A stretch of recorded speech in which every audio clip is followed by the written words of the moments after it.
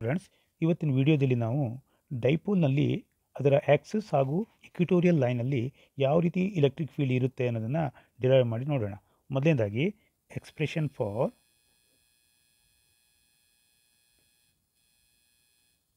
electric field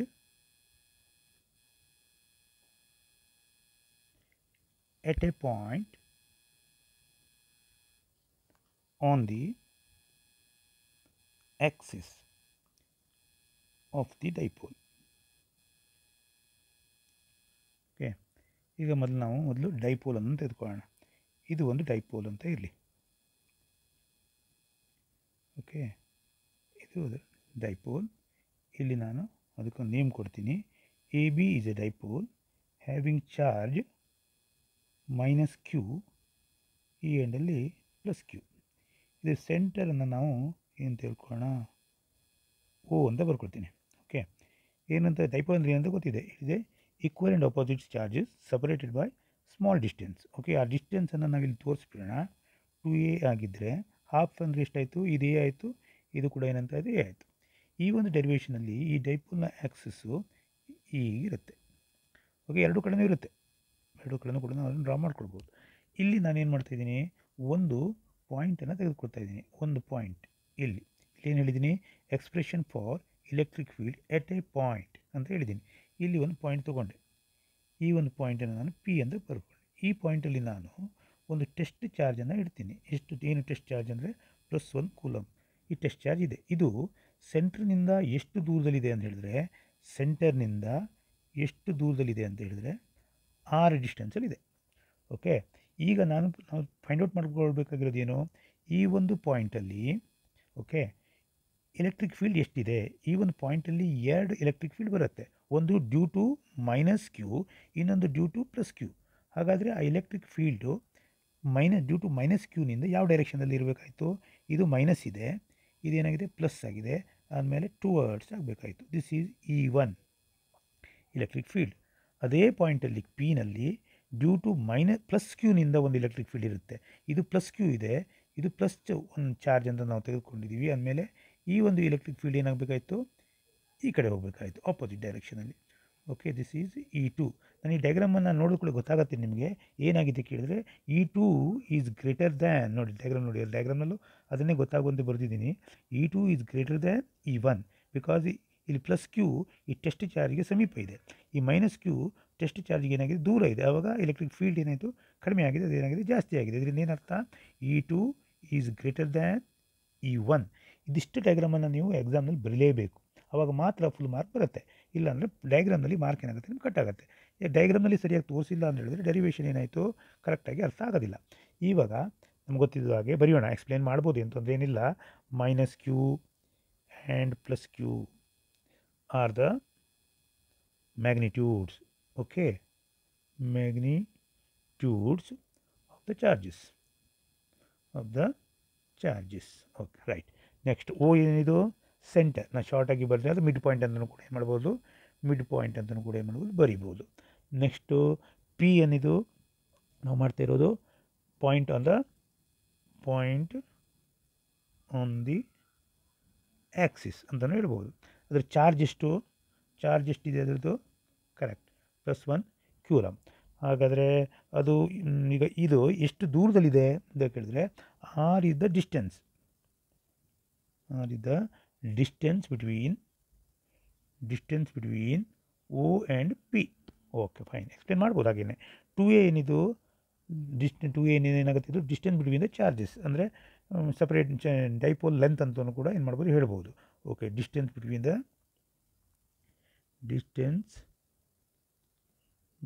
the charges. Okay, dipole moment ಒಂದಿರುತ್ತೆ. Dipole moment ಇಲ್ಲಿ ನಾನು ಅದನ್ನು ತೋರಿಸ್ತೀನಿ ನೋಡಿ.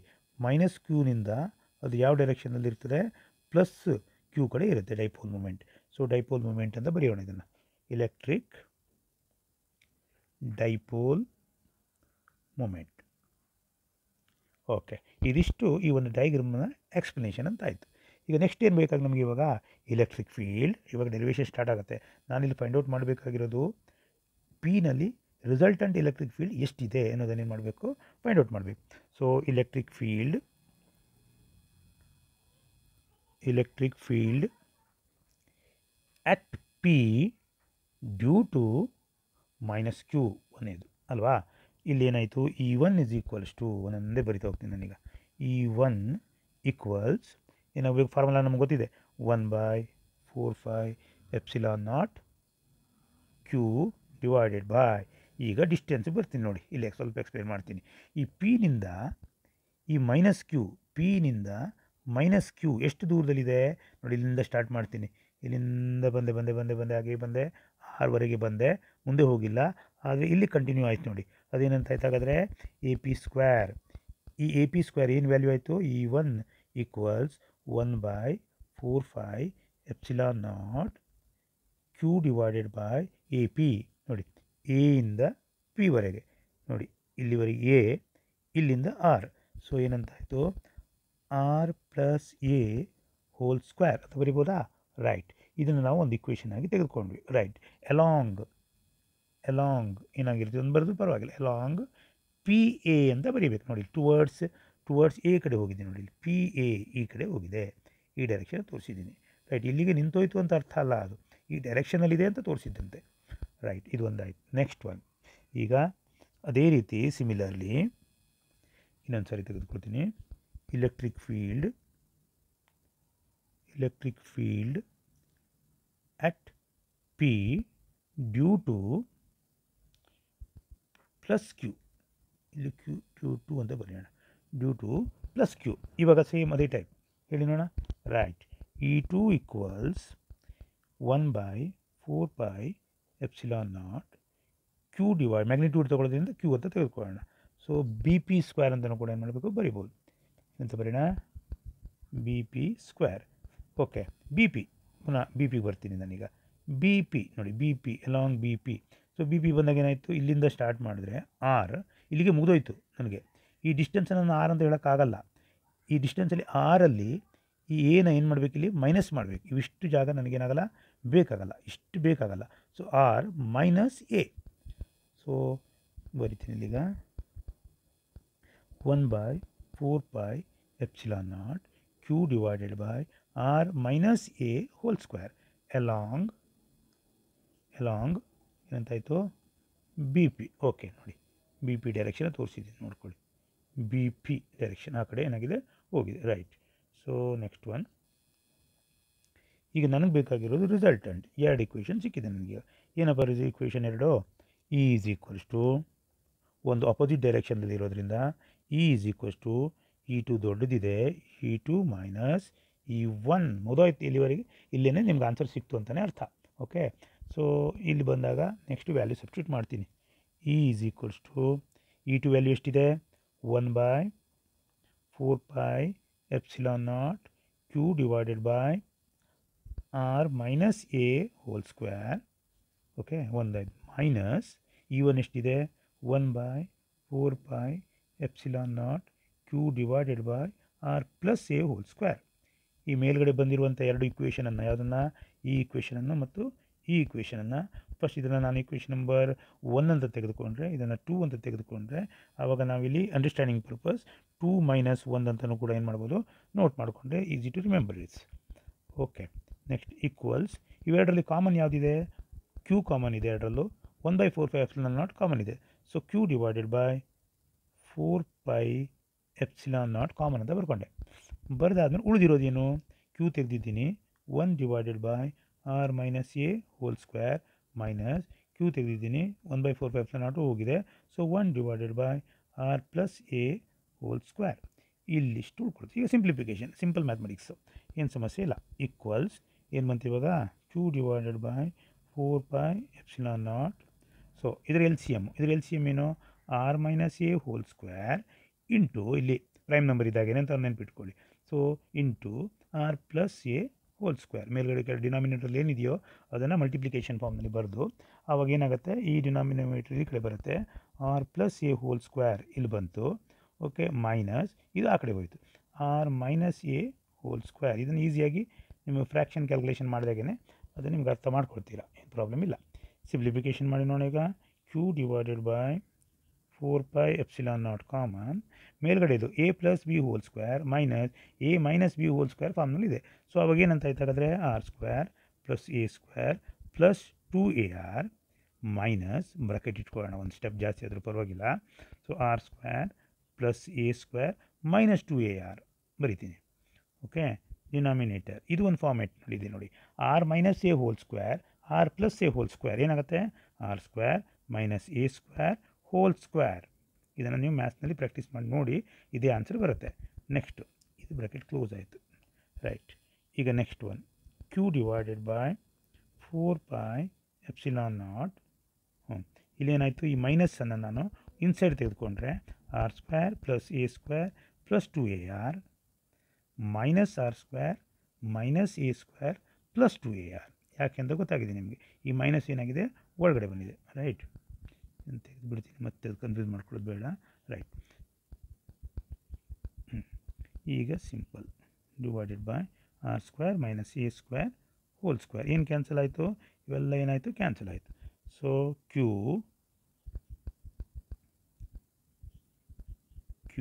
Divided by 4 pi epsilon naught, right. 4ar ನೋಡಿ, ಇದು ಮತ್ತು ಇದು, okay. So 4ar divided by R square minus A square whole square close. Next ಇಲ್ಲಿ ಫ್ಯಾಕ್ಟರೈಸೇಷನ್ ಮಾಡಿಕೊಂಡ್ರೆ 2 ಇದೆ 4ಅಲ್ಲಿ, 2 into 2 2a q. 2a q ಅಂದರೆ ಏನು, dipole moment. p is equals to length of the dipole and either charge. 2a q ನಿಮ್ಗೆ ಗೊತ್ತಿದೆ ಇದು ಅಲ್ವಾ. So ಇದನ್ನು ನಾನಿಲ್ಲಿ ಸಬ್ಸ್ಟಿಟ್ಯೂಟ್ ಮಾಡ್ಕೊಳ್ಬೋದು, ರೈಟ್. Okay, right. ಈಕ್ವಲ್ಸ್ ಏನಾಯ್ತು ಅವಾಗ 1/4 pi ಎಪ್ಸಿಲಾನ್ ನಾಟ್. 2ನಲ್ಲಿ 4ಅಲ್ಲಿ 1 2 ತೆಗೆದರೆ 1 2 ಉಳ್ಕೊಳ್ತು. ಈ 2 ಮತ್ತು ಎ ಮತ್ತು ಕ್ಯೂ ಸೇರಿ ಪಿ ಆಯಿತು. ಲಾಸ್ಟ್ ಉಳ್ಕೊಂಡಿರೋದು ಯಾವುದು ಆರ್. ಇದು ರಿಅರೇಂಜ್ಮೆಂಟ್ ಅಷ್ಟೇ. ಡೈಪೋಲ್ ಮೂಮೆಂಟನ್ನು ನಾನಿಲ್ಲಿ ಇಂಟ್ರೊಡ್ಯೂಸ್ ಮಾಡಿದ್ದೀನಿ. Divided by R square minus A square whole square. ಮುಗೀತು, ಇಲ್ಲಿವರೆಗೆ derivation completed, right. So simple derivation ಏನೂ ಕಷ್ಟ ಇಲ್ಲ. ಇದನ್ನು ನಾವು ಸ್ವಲ್ಪ ಎಕ್ಸ್ಟೆಂಡ್ ಮಾಡಿಕೊಂಡ್ರೆ ಇಲ್ಲಿವರೆಗೆ ಮುಗೀತು. E is equals to dipole moment ಇಲ್ಲಿ ಏನಾಯಿತು ಕ್ಲೋಸ್ ಆಯಿತು. ಆದರೆ ನಾವೀಗ ಸ್ವಲ್ಪ ಇದನ್ನು ಚೂರು ಎಕ್ಸ್ಟೆಂಡ್ ಮಾಡ್ಕೊಂಡು ಹೋದರೆ ಏನಾಗುತ್ತೆ, ಸಪೋಸ್ ಆರ್ ಈಸ್, ಇದನ್ನು ನಾನು ವೆಕ್ಟರ್ ಫಾರ್ಮ್ನಲ್ಲೂ ಬರಿತೀನಿ ಮತ್ತೆ ಪುನಃ.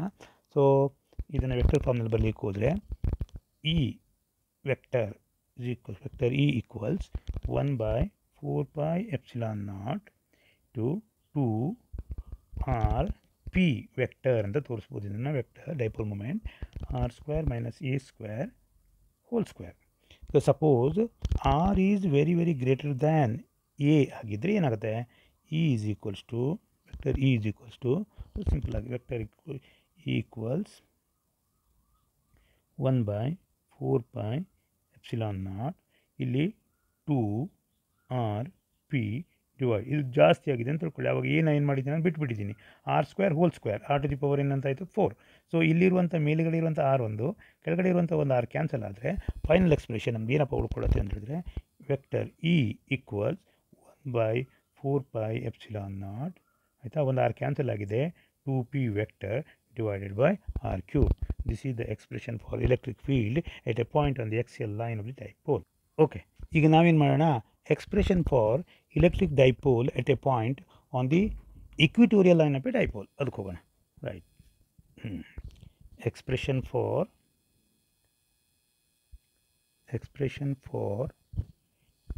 electric field at a point on the equatorial line of the dipole. Diagram ಭಾಳ ಈಸಿಯಾಗಿ ಡ್ರಾ ಮಾಡೋಣ ನಾವೀಗ. ಈಗ ನೋಡಿ, ಈಗ ಫಸ್ಟ್ ನಾನು ಒಂದು ಡೈಪೋಲ್ ತೆಗೆದುಕೊಂಡೆ,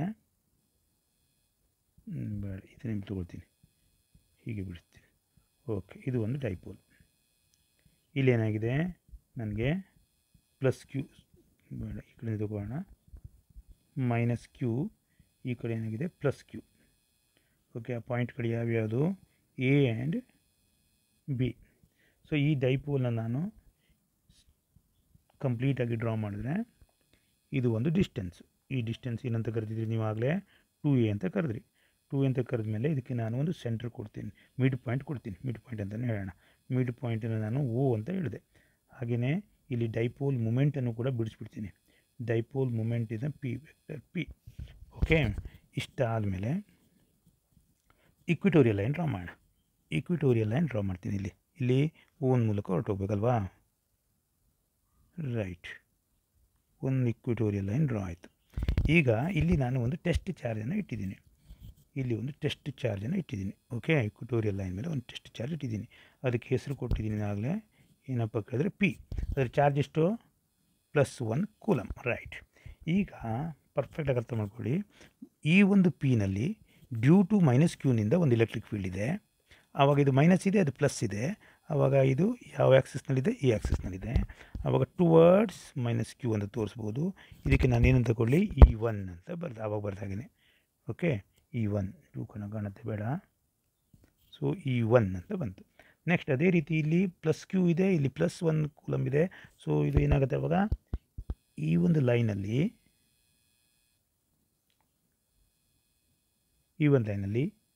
ಆ ಕಡೆ ಇದೆ. Okay, right. ಇದನ್ನು ನಾನು ಏನಂತ ಬರೀಲಿ? E2 ಅಂತ ಬರಿತೀನಿ. ಏನಂತ ಬರೆದೆ? E2 ಅಂತ ಬರ್ತಿದ್ದೀನಿ. ರೈಟ್. ಈಗ ಈ ಒಂದು ಆ್ಯಂಗಲ್ ಎಷ್ಟಪ್ಪ ಕೇಳಿದ್ರೆ θ° ಇದೆ ಅಂತ ಅಂದ್ಕೊಳ್ಳಿ. ಆವಾಗ ನಾನು ಇದು ವೆಕ್ಟರ್ ಪ್ಯಾರಲೋಗ್ರಾಮ್ ಇದನ್ನು ತೆಗೆದುಕೊಂಡು ವೆಕ್ಟರ್ ಈ ಡೈರೆಕ್ಷನಲ್ಲಿ ಹೋಯಿತು ರಿಸಲ್ಟೆಂಟ್. ಈ ಒಂದು E ಈಕ್ವಲ್ಸ್ ಇಲ್ಲಿ ಕಂಪೋನೆಂಟನ್ನು ತೆಗೆದುಕೊಳ್ತೀವಿ. ಈ ಲೈನಲ್ಲಿ ಇದರ ಕಂಪೋನೆಂಟ್ ಆಫ್ E1 ಮತ್ತು ಕಂಪೋನೆಂಟ್ ಆಫ್ E2 ಯಾವುದದು? ಇಲ್ಲಿ ಕಂಪೋನೆಂಟ್ ಈ ಒಂದು ಲೈನ್ ಮೇಲೆ ಎರಡು ಆ್ಯಕ್ಟ್ ಮಾಡ್ತಾ ಇದೆ. ಏನಪ್ಪ ಅದು ಆ್ಯಕ್ಟ್ ಮಾಡ್ತಾ ಇರೋದು? ಒಂದು ನಿಮಿಷ ಇದನ್ನು ದೂರ ಇಟ್ಕೊಳ್ಳೋಣ, ನಿಮಗೆ ಈಸಿ ಆಗುತ್ತೆ, ಅರ್ಥ ಆಗುತ್ತೆ ಇದು. ರೈಟ್. ಈ ಒಂದು ಎಲೆಕ್ಟ್ರಿಕ್ ಫೀಲ್ಡ್ ಎಷ್ಟಪ್ಪ ಅಂತ ಹೇಳಿದ್ರೆ ಕಂಪೋನೆಂಟ್ ಅಂತ ಆ್ಯಕ್ಟ್ ಮಾಡುತ್ತೆ. E1 cos θ. ಅದೇ ರೀತಿ ಇದೇ ಲೈನಲ್ಲಿ E2 cos θ ಕೂಡ ಆ್ಯಕ್ಟ್ ಮಾಡುತ್ತೆ. ಅಂದರೆ ಈಸ್ಗಳು ಏನಂತ ಇದ್ದಾಗಾದರೆ E1 cos θ plus E2 cos θ ಇವೆರಡು ಸೇರಿಕೊಳ್ತು. ಇಷ್ಟನ್ನು ನೀವು ಕರೆಕ್ಟಾಗಿ ಬರೆದಿರ್ಬೇಕು. ಈ ಆ್ಯಂಗಲ್ಲು ಕೂಡ θ, ಈ ಆ್ಯಂಗಲ್ಲು ಕೂಡ θ. ಇಷ್ಟು ಡಯಾಗ್ರಾಮನ್ನು ತೋರಿಸ್ಬೇಕು ನೀವು ಎಕ್ಸಾಮ್ನಲ್ಲಿ. ಯಾವುದೇ ಕಾರಣಕ್ಕೂ ತಪ್ಪಾಗಬಾರ್ದು. ಅದ್ರ ಜೊತೆಯಲ್ಲಿ ಓನಿಂದ ಇದು ಎಷ್ಟು ದೂರದಲ್ಲಿದೆ ಅಂತ ಹೇಳಿದ್ರೆ R ದೂರದಲ್ಲಿದೆ. Okay, R ಡಿಸ್ಟೆನ್ಸಲ್ಲಿದೆ. ಆವಾಗ ಬರ್ದಾಗೇ ಫಸ್ಟ್ ಆ್ಯಕ್ಸಿಯಲ್ ಅನ್ನೋದು ಬರ್ದಾಗೇ ಇದು ಹಾಫ್ ಎಷ್ಟಂತಾಯಿತು? A. ಇದು ಕೂಡ ಎಷ್ಟಂತಾಯಿತು? A. ಹಾಗಾದರೆ ಇದರದ್ದು ಒಂದು ಈ ಒಂದು ಟ್ರ್ಯಾಂಗಲಲ್ಲಿ ನಮ್ಮದು ಏನಾಗುತ್ತೆ ಹೇಳಿದ್ರೆ AP = BP ಆಗಿರುತ್ತೆ. AP = BP ಆಗಿರೋದ್ರಿಂದ ಇಲ್ಲಿ ಒಂದು ರೈಟ್ ಆ್ಯಂಗಲ್ ಟ್ರ್ಯಾಂಗಲ್ ಬೇರೆ ಬಂತು. ಈ ರೈಟ್ ಆ್ಯಂಗಲ್ ಟ್ರ್ಯಾಂಗಲಲ್ಲಿ ಇದು ಹೈಪೋಟೆನ್ಯೂಸ್ ಆಯಿತು. ಹಾಗಾದರೆ ಇದ್ರ ಲೆಂತ್ ಏನಪ್ಪ ಕೇಳಿದ್ರೆ AP² = AO² + OP². ಅಂದರೆ R² + A² ಅಥವಾ A² + R². ಸೊ ಅದರ ರೂಟ್ AP = ರೂಟ್ ಆಫ್ ಏನಂತಾಯಿತು? A² + R² ಪೈಥಾಗರಸ್ ಥಿಯರಂ ಪ್ರಕಾರ. ಓಕೆ, ಈಗ ನಮಗೆ ಇಷ್ಟ ಆನ್ಸರ್ ಸಿಕ್ಕಿದೆ. ಇದನ್ನು ನಾನು ಎಕ್ಸ್ಪ್ಲೇನ್ ಮತ್ತೊಂದು ಸಾರಿ ಬರಿತೀನಿ. ಇವಾಗ ಇಲ್ಲಿ ಏನೇನಂತ ಬರೆದಿದ್ದೀನಿ ನಾನು. ಇವಾಗ ಏನೇನು ಬರೆದ್ವಿ ಅದನ್ನು ಮತ್ತೊಂದು ಸಾರಿ ಬರಿತೀನಿ. ಏನದು? -Q, ಎಲ್ಲರೂ ನೋಡ್ತಾ ಇರಿ. -Q and +Q are the magnitude of the charges of the dipole. Okay, next O ಏನಿದು? Mid point. ಕೊನೆಗೆ P ಏನಿದು? Point on equatorial line. Very good. Next R ಏನಿದು? Length of the dipole. ಬೇಡ, ಸಾರಿ, R ಇದು distance between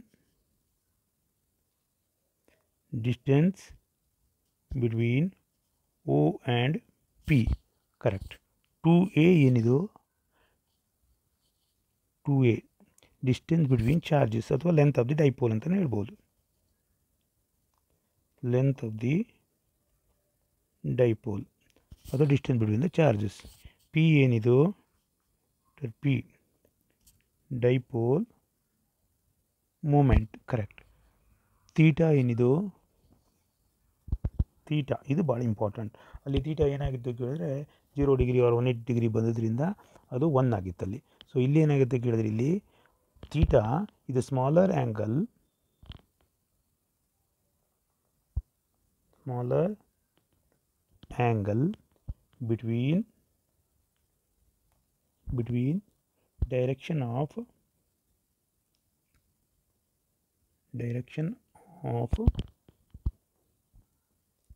E1 and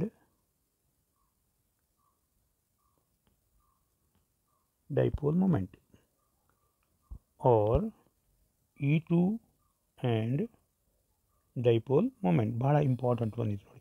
dipole moment ಈ ಥರ ಇದೆ, ಕರೆಕ್ಟಾ? ಇಲ್ಲಿ ನೋಡಿ, ಇಲ್ಲಿ ಕಾಣ್ತಾ ಇದೆ ನೋಡಿ. ಡೈಪೋಲ್ ಮೂಮೆಂಟ್ ಈ ಕಡೆ ಇದೆ, ಇಲ್ಲಿ ಕಾಣ್ತಾ ಇದೆ ನಿಮಗೆ. ಇಲ್ಲಿ ಆ್ಯಂಗಲ್ ಇದೆ ತೀಟಾ, ಇದು ಈ ಕಡೆಯಿಂದ ಆ್ಯಂಗಲ್, ಎರಡಲ್ಲೂ ಆ್ಯಂಗಲ್ ಗೊತ್ತಾಗ್ತಾ ಇದೆ ನಿಮಗೆ. ಈಗ ನಮಗೆ ಬೇಕಾಗಿರೋದು ಏನಪ್ಪ ಹೇಳಿದ್ರೆ ಇಲೆಕ್ಟ್ರಿಕ್ ಫೀಲ್ಡ್. ಈಗ ನೋಡಿ ಮೇಲ್ಗಡೆ ನಾವು ಎಕ್ಸೆಲ್ ಲೈನಲ್ಲೂ ಅದನ್ನೇ ಬರೆದಿದ್ದೀವಿ, ಸೇಮ್ ಅದೇ ರೀತಿ. Electric field at a point due to minus Q ಈ ರೀತಿ ಸಿಕ್ಕಿದೆ. Electric field at a point due to plus Q ಎರಡು ಸಿಕ್ಕಿದೆ. ಇವಾಗ ಇವೆರಡನ್ನು ನಾವು ಬೇರೆ ಬೇರೆ ಡೈರೆಕ್ಷನ್ದಲ್ಲಿದೆ, ಅದನ್ನು ಏನು ಮಾಡಿದ್ವಿ, ಮೈನಸ್ ಮಾಡಿದ್ವಿ. ಇವಾಗ ಇಲ್ಲೇನಾಗಿದೆ, ಈ ಒಂದು ಡೈರೆಕ್ಷನ್ದಲ್ಲಿ ಏನಾಗಿದೆ, ಎರಡೂ ಎಲೆಕ್ಟ್ರಿಕ್ ಫೀಲ್ಡ್ನ ಕಂಪೋನೆಂಟ್ಗಳು ಏನಾಗಿದೆ ಒಂದೇ ಡೈರೆಕ್ಷನ್ನಲ್ಲಿದೆ. ಅವೆರಡನ್ನೂ ಕೂಡ ನಾವೇನು ಮಾಡ್ತೀವಿ, ಆ್ಯಡ್ ಮಾಡ್ತಾಯಿದ್ದೀವಿ.